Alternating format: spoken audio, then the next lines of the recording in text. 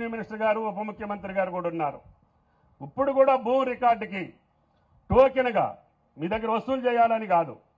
మేము ఇంతకుముందు రూపాయి రకం కట్టేటప్పుడు కూడా పుస్తకం పట్టుకెళ్తే ఆ సంవత్సరానికన్నా మా భూమి మాకుందా లేదో లెక్క తేలేదు.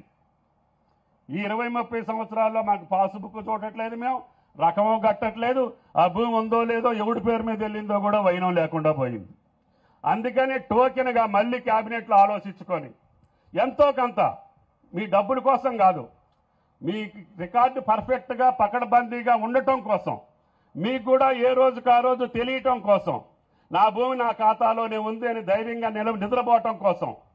ఇప్పుడు మీరు చెప్పారు కదా పెద్ద ఆయన, ఎవరి పేరు మీద ఎక్కిందంటే అట్టెక్కింది, మనం చూసుకోకపోవటం, రికార్డ్స్ ఇంప్లిమెంట్ కాకపోవటం, వ్యవస్థలు కూడా దారి తప్పిపోయినాయి. అందుకనే రెవెన్యూ శాఖలో ఉన్న ఇబ్బందులు, కష్టాలు, అస్తవ్యస్తమైనటువంటి పద్ధతుల్ని తిరోధకాలు ఇవ్వాలనే ఆర్ఎం గారు ముఖ్యమంత్రి గారు ఈ చట్టాన్ని తీసుకొచ్చారు. ఈ చట్టం ద్వారా శాశ్వతంగా ఇక నా రైతు ఆ భూమితోటి అనుబంధం శాశ్వతంగా ఉంటుందని చెప్పి ఈనాడు భావిస్తున్నారు.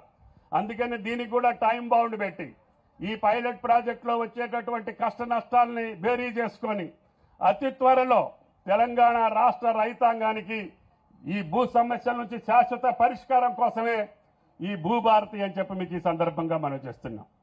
వీటితోటి పాటు అనేక సంక్షేమ అభివృద్ధి కార్యక్రమాలు కొనసాగిస్తున్నాం. బట్టి గారికి అధిక భారం అయినప్పటికీ నిబ్బరంగా, ఎక్కడా కూడా తొట్టుబాటు లేకుండా, ఎక్కడా కోపగించుకోకుండా, ఎక్కడా కూడా ఆయన ఈ కార్యక్రమాలు జరపడానికి ఆయన యొక్క శక్తియుక్తులన్నీ కాపాడుతుంది. అయినా సరే ఇంకా లోటుపాట్లు ఉంటాయి, కానీ ఇంకా సరిదిద్దుకోవాల్సిన అవసరం ఉంది. అస్తవ్యస్తమైనటువంటి వ్యవస్థలను సరిదిద్దుకుంటూనే, పాత పథకాలు ఉపయోగపడేటటువంటి పథకాలు కొనసాగిస్తూనే, కొత్త పథకాల రూపకల్పన చేస్తూనే లక్షల కోట్ల రూపాయలు ఈనాడు రాష్ట్ర ప్రభుత్వం రైతాంగం మీద, సామాన్యుల మీద, బడుగుల మీద, బలహీన వర్గాల మీద ఖర్చు చేయడానికి ముందుకెళ్తున్నాం. ఇంత సంక్షేమ అభివృద్ధి కార్యక్రమాలు చేసే రాష్ట్రం మొట్టమొదటి సంవత్సరంలోనే, మొట్టమొదటి పంట కాలంలోనే ఒక చిన్న రాష్ట్రం, కొత్త రాష్ట్రం, విచ్ఛిన్నమైనటువంటి, విధ్వంసమైనటువంటి, ఆర్థిక వ్యవస్థ చిన్నాభిన్నమైనటువంటి తెలంగాణ రాష్ట్రంలో 36,000 కోట్లు బట్టి గారు రైతు ఖాతాలో వేశారు అని అంటే అది బట్టి గారి సమర్థత అని చెప్పి కూడా మీకు ఈ సందర్భంగా మనం చేస్తున్నాం. అందుకనే నేను చెప్తున్నా, మళ్ళీ నాట్లు ముందే ఇచ్చేయండి, కాబట్టి ఆలస్యం కాకుండా మీరు ప్రయత్నం చేయాలనంటే ముఖ్యమంత్రి గారు, మంత్రి గారు మాట ఇచ్చారు.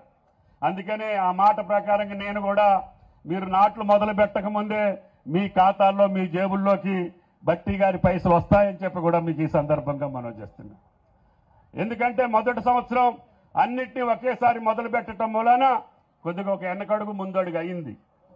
దాన్ని మీరు అర్థం చేసుకున్నారు. మమ్మల్ని ఏదైతే బాధలు ఉన్నాయో మీరు కూడా ఆలోచన చేస్తున్నారు.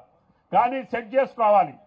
ముఖ్యమంత్రి గారు కానీ, మంత్రివర్గం కానీ మేము ఒకటే అనుకున్నాం, ఈ 2వ తారీఖు నుంచి కొన్ని అనవసరమైనటువంటి ఖర్చులు తగ్గించుకొని అవసరమైనటువంటి రైతాంగం కోసం కానీ, పేదల కోసం ఇండ్లు కట్టే నిర్మాణం కానీ, వేరే ఉద్యోగ సమస్యలు కానీ, ఆరోగ్య విషయానికి సంబంధించిన విషయాల మీద దృష్టి పెడదాం.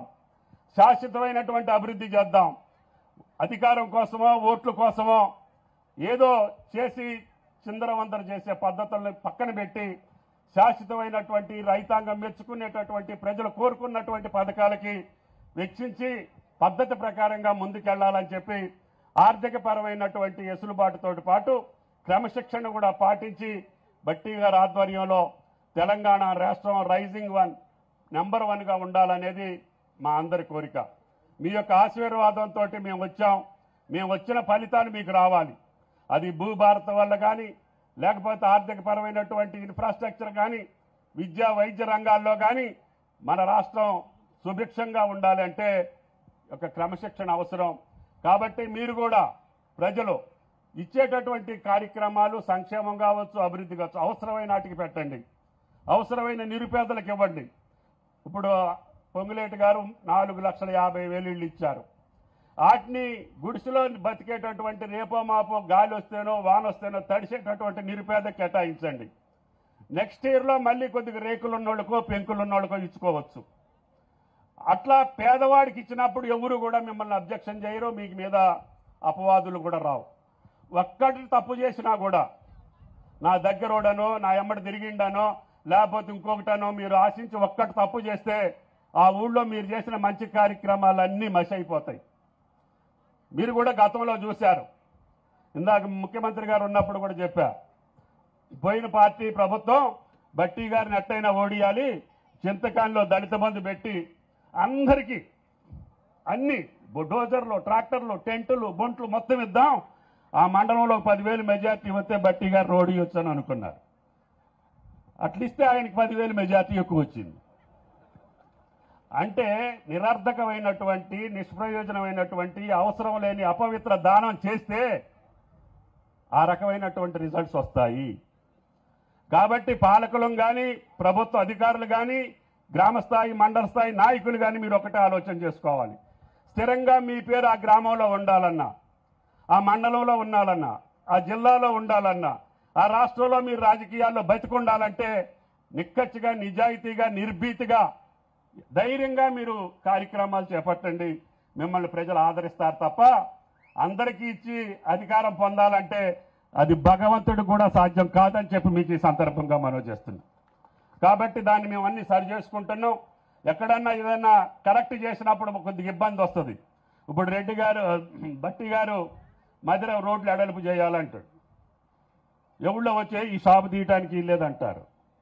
మధిర మా తాలూకా ఒకప్పుడు, అప్పుడున్న పరిస్థితి ఏంటి, ఇప్పుడున్న పరిస్థితి ఏంటి?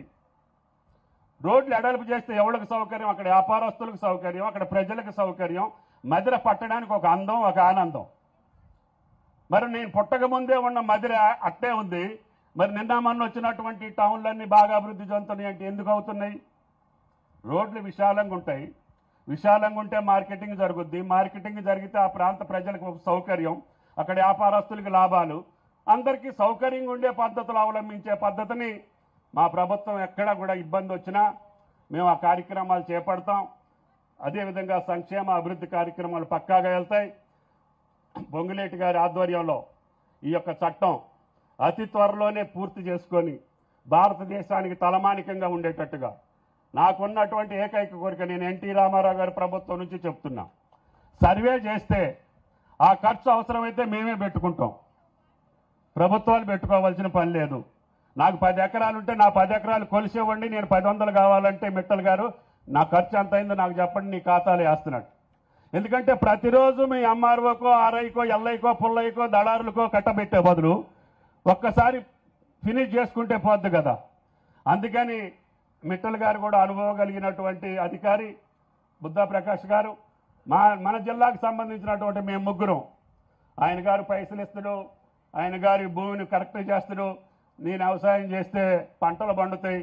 ఇప్పటికి కూడా భారతదేశంలో ఈ సంవత్సర కాలంలో అత్యధికమైనటువంటి పంట పండించినటువంటి రైతు తెలంగాణ రైతే తప్ప భారతదేశంలో ఎవడు మిగల్లా. అది మోడీ గారే చెప్తుండు. ఎక్కువ వరి ధాన్యాన్ని ఈ భారతదేశానికి అన్నం పెట్టిన వాళ్ళు ఎవరు అని అంటే తెలంగాణ రైతులు. కాబట్టి ఇబ్బందులు ఉన్నాయి, కష్టాలు ఉన్నాయి. ఉన్నా కూడా మీ ప్రభుత్వం, మన ప్రభుత్వం వెనకడిగేసే ప్రశ్నే లేదు. రేవంత్ రెడ్డి గారి ఆధ్వర్యంలో అన్ని